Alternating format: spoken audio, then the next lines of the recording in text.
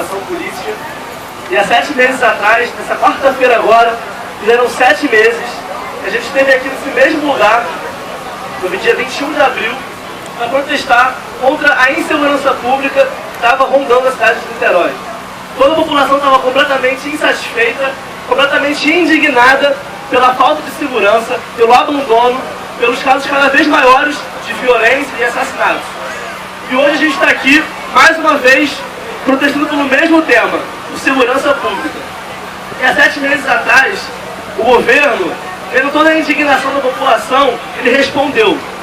Não dá para falar que ele não respondeu, mas ele respondeu com políticas paliativas. Ele colocou umas polícias na rua, colocou viatura rodando as ruas, e principalmente aqui em Caraí, em Gá, São Francisco, foram medidas completamente paliativas que deram à nossa cidade uma sensação de segurança. E o resultado foi esse, que a gente viu nos últimos 7 meses. A população ficou silenciada, a população ela se calou, a população ela se sentiu segura pelo simples fato de ver um policial na sua esquina. E a prova de que essas medidas paliativas, elas são falhas, elas são insuficientes, que nós estamos aqui hoje protestando mais uma vez por segurança pública. A prova de que medidas paliativas não resolvem o problema é que tantos casos aconteceram, assassinatos, violência, a população ainda não está completamente segura.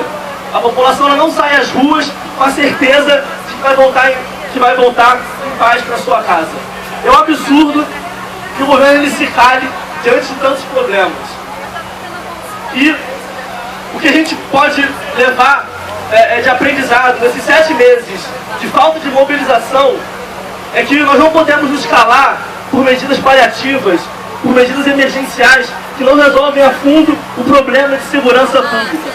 A gente tem que chegar aqui hoje e protestar por políticas sérias e políticas sociais. Primeiramente, por uma política de segurança consistente. A gente tem que conseguir uma conferência municipal de segurança pública. A sociedade civil ela tem que chegar e participar, e debater, e dizer o que a população quer de segurança pública. Não é apenas polícia na rua, não. A população ela quer muito mais do que isso. A população ela quer política de segurança séria. A população ela quer uma revisão do sistema policial hoje, que dá no nosso estado do Rio de Janeiro. A população ela exige uma política de saúde, uma política de prevenção à droga. O crack cada vez está mais predominante na nossa cidade. E o governo se cala diante disso. Não existe uma política de saúde mental na nossa cidade. Não existe uma política séria de assistência social em Niterói. Não existe uma política de educação consistente na cidade de Niterói. Como disse o discurso aqui anterior, direito à segurança é segurança a direitos. E hoje Niterói não tem garantia dos seus direitos. A cidade de Niterói é uma cidade abandonada, não apenas na segurança pública, ela é abandonada na assistência social, ela é abandonada na educação, na saúde, é uma cidade completamente abandonada. Não adianta colocar a polícia na rua, não adianta aumentar em meia dúzia o efetivo da PM, que isso não vai garantir a nossa segurança. A gente tem que hoje sair daqui com a certeza de que se a gente não continuar mobilizado, se a gente não continuar protestando e exigindo uma política consistente de segurança de direitos humanos, a situação ela não vai mudar. A situação ela não vai. Vão continuar acontecendo mortes, assassinatos. A gente vai ter que, a cada hora, vir aqui na praia de Caraí, ou seja lá onde for, protestar. E isso é inadmissível, gente. É inadmissível que a população ela venha o tempo todo se protestar e o governo a silencie com medidas que não resolvem absolutamente nada. E para resolver esse problema, a população, a sociedade civil, ela tem que agir de forma planejada, ela tem que agir de forma consciente. Eu vou falar agora para vocês um exemplo muito sério. Ano que vem, Niterói hoje, há muito tempo, descumpre completamente a Constituição. Ignora a lei que exige que o município destine 25% do seu orçamento para a educação. Está lá na Constituição, o artigo 212. Todo município tem que destinar 25% para a educação. E Niterói destina apenas 15%. Mas para o ano que vem aumentou, gente. Vai ser 16%. Então isso é completamente inadmissível. A gente tem que hoje protestar com relação a isso.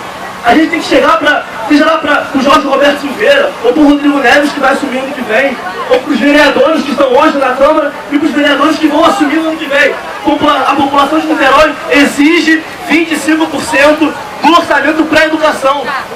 Niterói exige política consistente de segurança pública.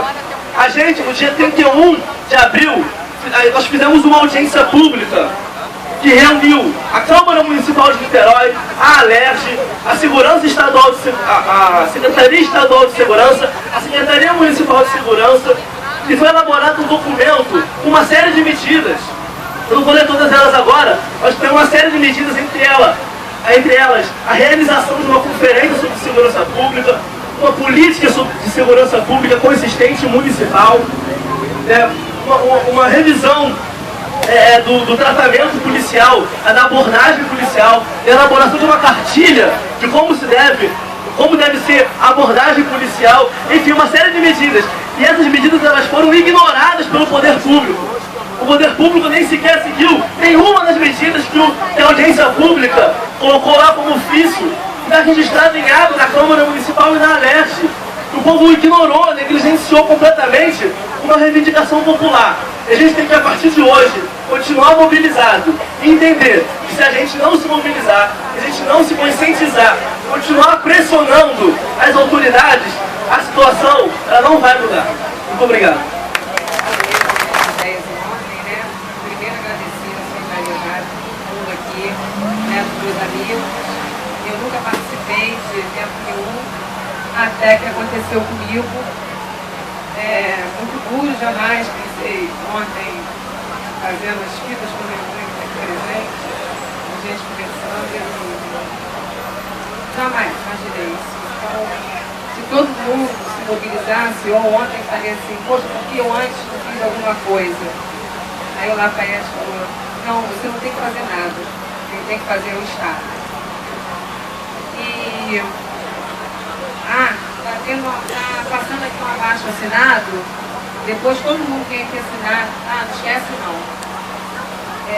Essas duas aqui são as minhas melhores amigas, o pai delas, né, é juiz, e no dia que meu pai faleceu, no dia seguinte, ele escreveu um texto, e eu vou ler esse texto para vocês.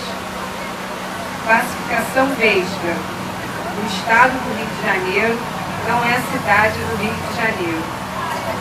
Governador, em vernáculo cristalino, é o cargo político que representa o Poder Executivo na esfera dos Estados e do Distrito Federal. Dentre as inúmeras funções do governador, elenca-se a direção da administração estadual, onde se tem que, no exercício das atribuições do cargo, tem o dever de agir de modo que, ao beneficiar um município, não prejudique os demais que integram o Estado. Antes do ano de 1975, tínhamos do lado de cada Baía de Guanabara, o Estado do Rio de Janeiro, e do outro lado, o Estado da Guanabara. Possuía cada Estado seu governador, com o dever cada um de administrar seu respectivo Estado. Veio a fusão. O Estado da Guanabara e o Estado do Rio fundiram-se num só Estado, nascendo daí o Estado do Rio de Janeiro, formando-se dois municípios que integravam o antigo Estado do Rio e a cidade do Rio de Janeiro, esta elevada à condição de capital do novo Estado. Daí para diante, um só governador, com o dever de administrar o Estado, isto é, de exercitar suas atribuições sobre todos os municípios que formam o atual Estado do Rio de Janeiro. Ocorre que, ao tudo que parece, quando a fusão aconteceu, com a fusão aconteceu um grave erro, talvez porque não previstas suas consequências. Deram ao novo Estado o nome Estado do Rio de Janeiro, o que, talvez também por objetivos unicamente políticos dos governadores do novo Estado, nos vem levando a confundir Estado do Rio de Janeiro com Cidade do Rio de Janeiro, fazendo que se preocupem mais em administrar a cidade do Rio de Janeiro como que fosse ela a única do Estado. Se pecaram os governadores pretéritos em assim governarem. Pecado capital vem cometendo o governador atual, que deslumbrado talvez pelos eventos marcados para futuro próximo, Copa das Confederações, Olimpíadas, Copa do Mundo, transformou-se no governador da cidade do Rio de Janeiro, para a qual vem destinando toda a sua atenção e todos os meios de que dispõe para fazer da cidade maravilhosa uma cidade mais bonita, mais acolhedora e mais segura. Descobriu então o nosso governador a forma mágica para impor a segurança na cidade do Rio de Janeiro. Criou as UPPs e resolveu implantá-las no Rio de Janeiro, nas comunidades dominadas pelo crime. E como implantá-las se na favela estão os criminosos que logicamente reagirão quando usados? Nasceu então a brilhante ideia de quem não sabe. Vamos avisar os bandidos com antecedência todas as vezes que formos implantar uma APP, para dar-lhes oportunidade de saírem e nos deixarem conquistar os morros, sem tiro e sem sangue.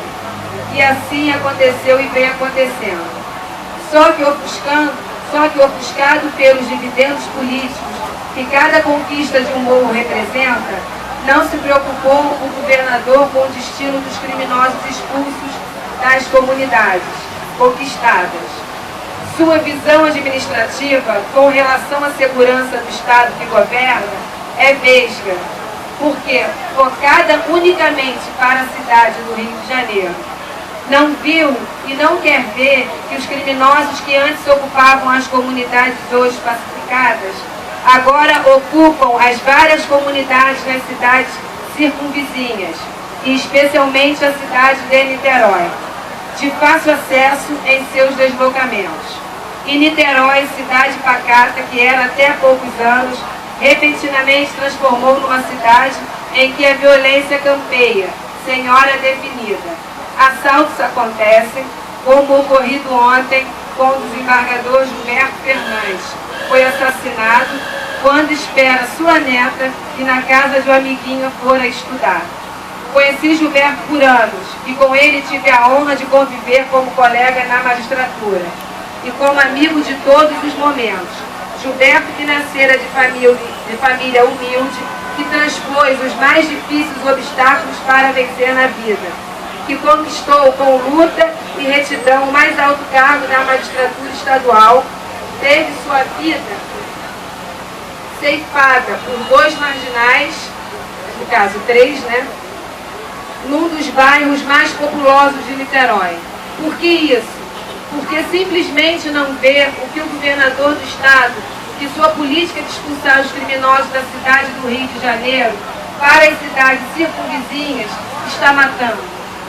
Não vê que antes de expulsá-los deveria ter aumentado o policiamento nas cidades vizinhas, impedindo que aqueles criminosos não deixaram seus redutos no Rio, para essas cidades migrassem como migraram, e migrarão todas as vezes que outras comunidades do Rio foram pacificadas.